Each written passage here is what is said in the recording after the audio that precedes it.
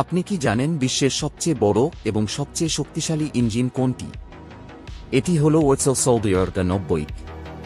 এটি একটি 14 cylinder diesel engine.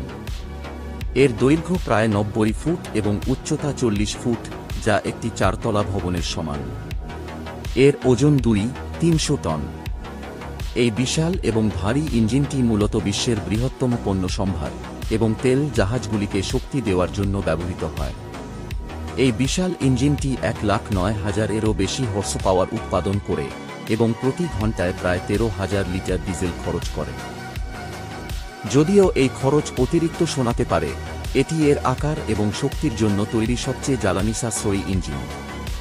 উপরন্তু এটি কম দূষণ উৎপন্ন করে এবং আমও নির্গমন মান পূরণ করে। এর খরচ আনুমানিক $20 মিলিয়ন বা 165 রুপিয়া কোটি। এত বিশাল এবং অত্যাধুনিক ইঞ্জিনের জন্য ধন্যবাদ। বিশ্বের সামুদ্রিক বাণিজ্য এবং পরিবহন নতুন উচ্চতায় পৌঁছেছে। ভিডিওটি ভালো লাগলে চ্যানেলটি সাবস্ক্রাইব করুন।